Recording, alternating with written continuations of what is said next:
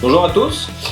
Aujourd'hui, on va vous faire une petite mouche en fait qui a pas vraiment de nom. On va penser à lui trouver un petit nom, mais pour l'instant, je vous dirais c'est plus une mouche en fait que moi j'utilise beaucoup pour le doré, la chigan. Donc une mouche qui est quand même très plombée, qui est parfaite pour pêcher vraiment. Moi, je l'utilise beaucoup en rivière ou sur le fleuve dans des zones où il y a beaucoup de courant. Puis dès qu'il faut qu'on pêche, des fois dans 3, 4, 5 pieds d'eau, puis surtout pour gratter le fond. Donc pour ça en fait, j'utilise des hameçons, les mustad, les stingers. C'est un hameçon qui est très solide, qui est quand même très piquant. Donc généralement, je vous dirais, j'utilise beaucoup dans les 4, 2, voire du 1, dans les plus grosses tailles. Là-dessus, en fait, on va utiliser un dumbbell de différentes tailles. Souvent, on va varier entre du small ou du medium en fonction de la grosseur d'hameçon, puis du courant ou de la profondeur dans lequel on va pêcher. Ensuite de ça, vous voyez, on va utiliser donc du lapin, des strips de lapin. Moi, j'aime beaucoup le Tiger Barrett comme ça, qui a vraiment des beaux motifs, des belles couleurs. Du lapin de chez Caroline. Donc après, vous pourriez prendre du lapin standard. La seule chose, c'est qu'il faut que ça soit du lapin de la coupe régulière, pas de la coupe cross-cut, bien sûr. Ensuite de ça, on va utiliser en fait de la cactus chenille ou de la crystal flash chenille. Après, c'est pareil, vous allez avoir deux grosseurs là-dedans, vous allez avoir de la médium ou de la large. La large, je vous dirais, pour les deux grosseurs, mettons le 1 ou le 2 pour la large, puis plus de la médium pour du 4. Dernière petite chose aussi, des petites pattes en caoutchouc. Ça va rajouter un petit peu de mouvement à notre mouche. On peut y aller avec des couleurs, des fois qui vont rajouter justement pas mal de flash ou au contraire, des fois être un peu plus discret. Et on va finir ça avec une petite collerette en chapelle. Donc, pour commencer, c'est ça, première étape. Là, au niveau du fil de montage, vous voyez, j'ai un 140 deniers dans le fil UTC. Donc, un fil, je veux dire, qui est déjà très, très solide. Puis en masse pour n'importe quel 6-0, je vous dirais, sinon on pourrait très bien faire l'affaire. Donc là, en fait, vous voyez, le principe de cette mouche-là, c'est qu'un petit peu comme un closer, on va le monter donc avec un dumbbell pour que la pointe de l'hameçon en fait soit vers le haut pour moins s'accrocher bien sûr dans le fond. Donc là en fait ce que je vais faire c'est que je vais comme monter un petit peu si vous voulez la mouche à l'envers. Donc c'est toujours penser que c'est ça, votre pointe de l'hameçon en fait est comme le haut de votre mouche. Donc là vous voyez j'ai déjà découpé en fait un petite strip de lapin, un petit bout. Moi ce que j'aime bien des fois ça rajoute un petit peu de mouvement dans l'eau, la strip est plus souple donc nage plus, je la découpe souvent en V à l'arrière. C'est un petit peu plus esthétique, puis comme je vous dis, d'après moi ça nage un petit peu mieux, mais bon, petit caprice. Donc vous voyez, je viens vraiment accrocher juste la strip de lapin quand même bien serrée au bout. Donc vous voyez, on n'a pas besoin d'avoir de quoi trop long, parce que sinon ça va des fois chercher un peu plus à s'en mêler. Donc à peu près cette longueur là, qui fait à peu près la longueur de votre hameçon, je vous dirais c'est parfait. Donc ensuite de ça, en fait, je vous conseille d'attacher en fait votre dumbbell à la fin, une fois que vous aurez enroulé votre chenille, parce que ça va aller beaucoup mieux, vous verrez, pour en fait corder votre cactus chenille ou votre crystal flash chenille. Donc vous voyez, pour la vidéo, là je ne mettrai pas une petite goutte de vernis, mais idéalement mettez-le, ça va rajouter un petit peu de solidité à ça. Donc vous voyez, on se garde quand même de la place, on ne l'attache pas trop près de l'œillet, parce que c'est ça, il faut penser qu'on va rattacher un dumbbell en fait après. Vous voyez, je viens bien l'attacher jusqu'à l'arrière, bien solidement. Je ramène mon fil à l'avant. Donc, ouais. Vous voyez en fait, en repoussant comme ça un petit peu tous mes tours à chaque fois.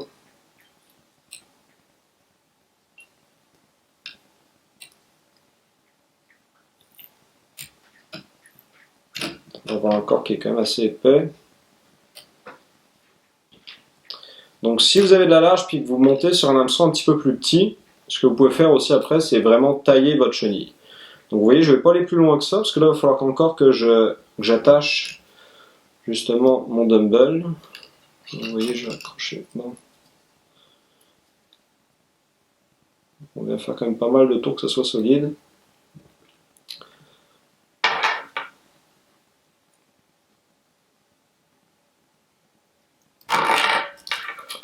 Non, ça va pas bien ça.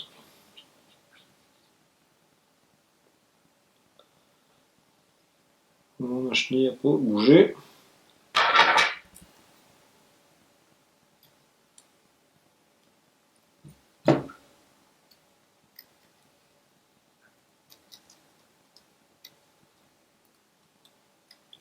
Donc vous voyez en fait le dumbbell, là c'est ça, on va venir le placer en dessous ici.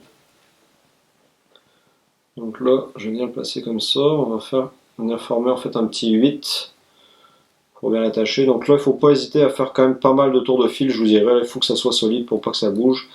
Parce que si votre dumbbell il glisse comme ça sur lui-même, ça va finir par se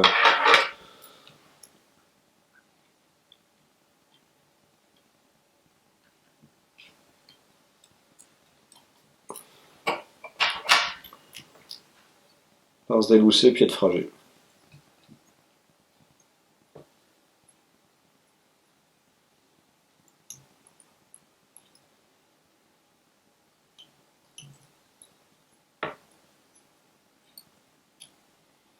Donc ensuite, on vient vérifier qu'il soit bien perpendiculaire à la pointe de notre hameçon.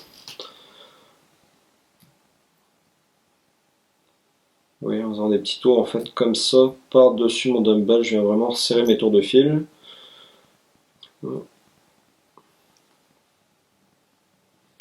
Donc ensuite, prochaine étape. Donc vous voyez, par exemple, vu la taille de mon hameçon, je peux laisser quand même ma chenille comme ça. Sinon, comme je vous disais, juste de la tailler un petit peu. Des fois, vous allez réduire un petit peu le diamètre de la chenille.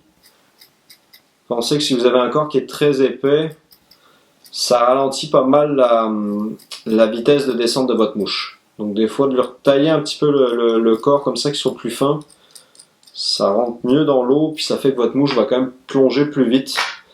Donc pour le doré, dans les zones de courant, des fois, c'est quand même vraiment important. Donc vous voyez, une fois qu'on est là, on va venir lui mettre des petites pattes en fait en caoutchouc sur le côté. Donc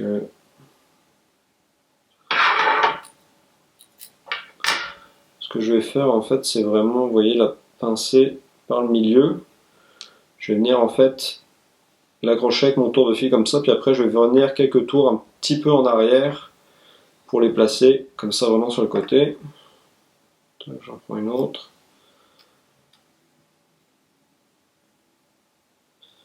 Donc je l'attache pas vers l'avant. Une coupe de tour de fil vers l'arrière pour bien la fixer. Ensuite de ça, on va venir les raccourcir un petit peu.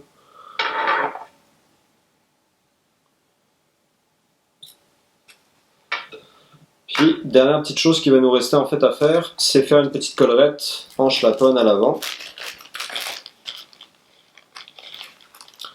Donc vous voyez, on va essayer de trouver une plume qui est quand même assez, avec des fibres assez fines, pas trop longues.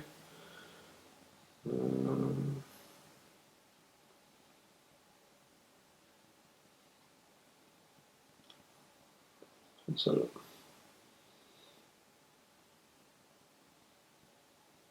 Donc on va accrocher en fait la plume par la pointe.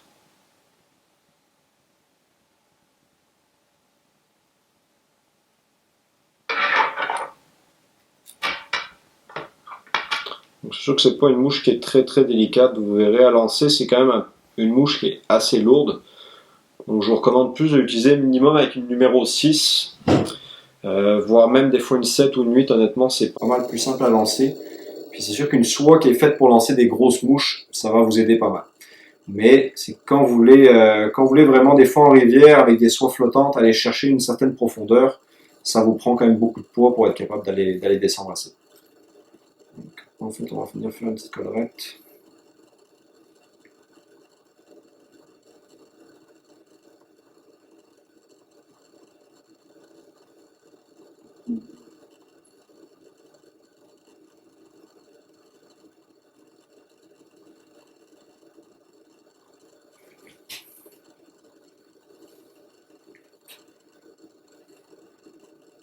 Vous voyez, là je l'ai faite vraiment avec une couleur quand même très naturelle.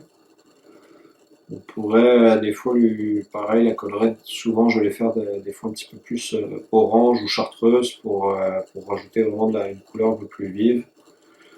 Puis faire une touche de couleur que ça se voit bien.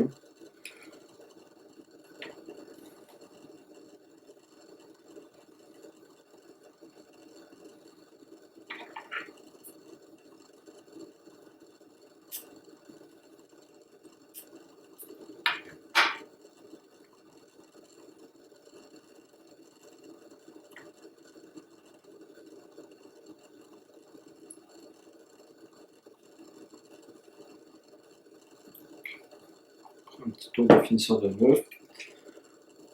Puis votre mouche va être pas mal finie.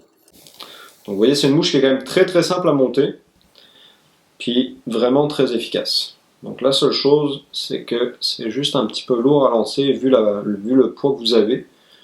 Donc c'est d'y aller un petit peu plus doucement sur vos lancers, d'être un peu moins agressif. Mais moi je vous dirais avec une soie flottante, c'est vraiment le genre de mouche que j'aime beaucoup pêcher, qui permet de passer des fois un peu plus au ras, d'être plus précis au niveau de nos dérives quand on veut passer en arrière des grosses roches, tout ça pour le doré qui des fois aime se cacher par exemple à l'ombre des grosses roches en rivière. Avec une soie calandre, je trouve que c'est un petit peu plus dur d'amender puis d'avoir une bonne contrôle de notre soie pour faire passer exactement la mouche où on veut. Avec une soie flottante, on est capable de jouer un peu mieux sur notre dérive, puis en fait ce genre de mouche-là, on est capable de vraiment les faire passer dans l'ombre des roches, au ras du fond. Puis en tout cas moi c'est ça qui m'a permis, je vous dirais, de faire des belles pêches de doré, d'achigan en plein été, même dans des rivières pas très profondes, mais d'aller chercher vraiment le creux de la rivière. Voilà, merci beaucoup.